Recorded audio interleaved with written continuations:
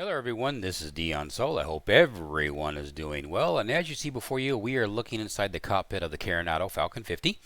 And the reason why we're in the Coronado Falcon 50 is because I got a question from one of my fellow flight simmers who asked, hey, I downloaded this Xchecklist thingy and I downloaded it from the xplane.org store and I installed it, but I can't seem to get it to work. Can you help me out? So I thought, sure, I can help you out by actually doing a video of it. And his name is John Valente. At least I'm gonna call it John Valente. John, if I said your last name wrong, I apologize. But John Valente sounds cool, so I'm gonna use it anyway. And so he asked, hey, what I basically said is, hey, this thing doesn't work. Can you help me out in figuring out why it doesn't work? So I thought I'd go through the process for everybody else and how to set up, make your Xchecklist works, and these steps will make it so you can do it on any aircraft, not just the Coronado Falcon 50. So without further ado, let's dive into it. Alrighty, well, first and foremost, what you need to do is actually have the airplane. So go pick it up over at the xplane.org store, and it's available for $39.95. And I'm sure they'll have deals from time to time that you can pick it up for a little bit cheaper during special events or during the Black Friday deals, things like that.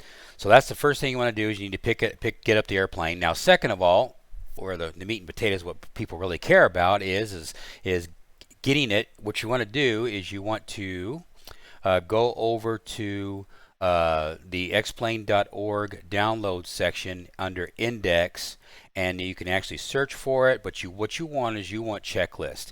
To save time in this video, I'm not going to go through those multiple steps because sometimes it takes forever for it to load on my internet connection. But once you migrate to this page, here is Xchecklist, and you won't have to because I will put the description in the description down below. I'll have links to everything we talk about, so you can just go boom, boom, boom, and save you all kinds of drama. So I'm making it easy for you. Xchecklist, you download it, and you download it to a directory of your choice or on your desktop, wherever you want to do it. In our case, for this demonstration purposes, we're going to download it into a demonstration directory. So you download this, and you also will download the Xchecklist, the CList TXT file. This is right here is what's associated with the Falcon 50 directly. This file is what makes Xchecklist work. So once you download it into a directory of your choice, yada, yada, yada. Then, once you have that done, then you come over here. I'll come over here, and this is the folder. And for this demonstration purposes, here is the folder that I put it in. And you just simply uninstall it, and you want to put this in your Xplane plugins folder. And so in my case, what we're going to do is we're going to put it to desktop, which I've already done. And then once you put it to desktop, you want to migrate over to to your Xplane 11 install. So in my case, it's going to be Xplane is on the C drive. It's on my SSD drive, and migrate over to resources, plugins, and there is all the plugins that I particularly have for FS Economy and XPilot and yada yada, all these things. So you take it and then you just grab it and then you just drop it into your plugins resource folder is where we're at right now. Plugins resource plugins folder. Now I'm not going to replace it because I already have it installed, but that's where you would drop it. And as far as Xchecklist is concerned, as far as the plugin side of things, it's done. You just do those steps right there, and you're done. Now, to go back to our actual C list, our meat and potatoes that actually makes the Xchecklist work. I'm just going to left click and drag it and just put it on the desktop temporarily. And as you can see, I moved it out there. You could hit copy. I can go over here and go like this, and I'll just hit copy. So then that way I have a backup. So now I got the backup. In case you lose it, you don't have to go back to the org and re-download it all over again. Always have a backup. 101 backup. Now what you want to do is you want to take this CList file and you're going to want to go over to your X-Plane directory, over to your aircrafts. Now in my case, I've taken all of the Carinetto aircraft that I bought over time and I've stuck it in my aircraft and made a subfolder called Carinetto. And I've done the same thing with other payware aircraft, laminar, freeware, blah blah blah. But so you go over to Carinetto in my case. Now you're going to see that I have two versions of the Falcon 50. And this is going to be probably another video someday. The one that you download from the org is going to be this version 1.1. And in my case, I have the GTN 750 version. And the GTN 750, because I have the Reality XP GTN 750, I created my own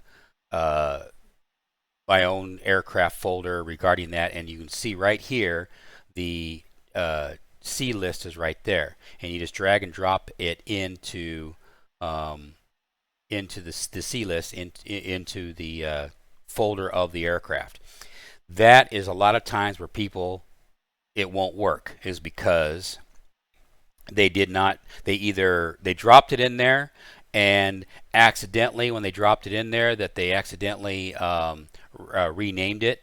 Sometimes you can just accidentally rename the file, but you do not want to rename this file something else. You don't want you don't want spaces in there. You don't want anything. You want it to say C list, because if you don't, it's the thing you broke it and it's not going to work.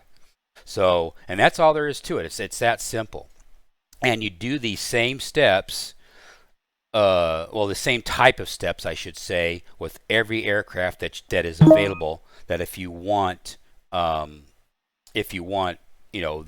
Xchecklist to work, but every aircraft that you download is always going to say the word C list. And the reason why I'm stressing this out so much is because a lot of people don't make the connection, and they don't see that the C list is it.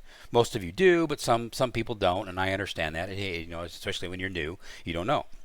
So anyway, that's why this C list file goes into it. So when you come back into X-Plane, you load up, you're going to have this window pop up.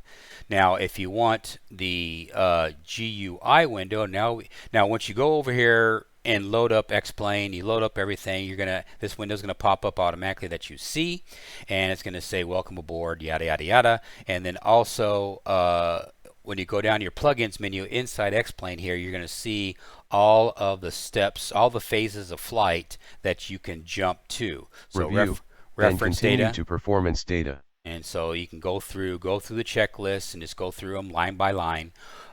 You also have an option with Xchecklist that you can toggle the GUI list, and if you toggle that, it's just basically the same thing with a background. That's actually, for me personally, it's actually more clarity, that I can actually see better myself, instead of having this transparent where you have the background sometimes distorts the characters. Because of the font. The font for me is pretty small, but I'm an old guy, so old guys have to wear glasses and yada yada yada. And you'll get there too someday. Just not now. Enjoy your youth while you can. And so so you'll get this if you want this turned on. If you don't want it turned on, you can just simply uncheck it and then it's off. Now another little programming note here, or a note that should be noted. A note that should be noted. Hey, I just made up something. If you go over here to setup, and you can see on this little setup window here, I have the GUI activated, which allows us to have that screen you just had before. Show widget. If you turn off the show widget and then save, look what happens. It all goes away. So when you load into X-Plane for the first time, if that show widget is not on, then that will also give you an indication that it's not. You think, oh man, this thing is not working, and it was just a simple case of that. That this show wasn't checked when on the original install. Why that happened that way, I don't know. But basically, if you just mimic this setting right here, it's going to work for you. Everything's set up and go. The only other thing that could be a problem causing you not for it to work is if the actual Xchecklist itself has a problem with it. I've had situations where somebody built a Xchecklist, and then you go and you install it, and it doesn't work, or it's not the way it's supposed to be. It's like they cut and paste between a 800, the X-Plane, as an example, the X-Plane 800, 737 800, and then they just cut and paste that checklist into the Zebo. And then the Zebo is going to say, WTF, what the hell is this? This is nothing compared to what we have. So you actually have to download the Zebo checklist instead, doing the same steps I've already showed you, but you have to do, you have to have that particular aircraft for that particular checklist. Otherwise, it's going to create problems for you. It may or may not work. More than likely, it won't work. So that's pretty much how to install Xchecklist. I mean, it's pretty simple, straightforward, especially once you learn this once, then it's kind of like, this is nothing, and it's not. It isn't nothing. But if you don't know, you don't know. I didn't know, and I just through trial and error and watching a couple other little videos or reading the instructions for me. I'm not an instruction type guy. I'm not a reader. I'm a doer. I don't read. I do. And so I stumble and bumble, so at least this way I can show, and then at least that way, for those of you who are doers like me, just show you how to do it, and then that way you can take this tip and then rock on. So John Valente, I hope this answered your question. Like I said before at the start of the video, the description, in the description down below, all the links to everything of what I've discussed here in this video, and go crazy, go make it happen, and download all kinds of Xchecklists and put them in all your different airplanes and different airplane folders, and just use the crap out of it, because it is a handy little tool. Why X-Plane doesn't have this kind of thing out of the box and have it an algorithm set up where it automatically create it for you, I don't know, but maybe it's, I'm thinking too much into it, so who knows. Anyway, you guys take care and you have yourselves a great one. Like, subscribe, and if you feel that this tip is worthy, I do have a donation link in the description down below as well, along with my YouTube channel.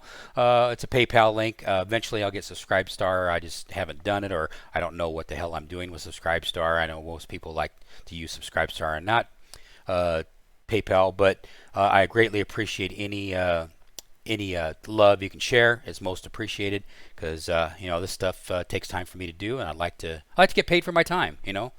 So anyway, you guys take care. Have yourselves a great one. Bye.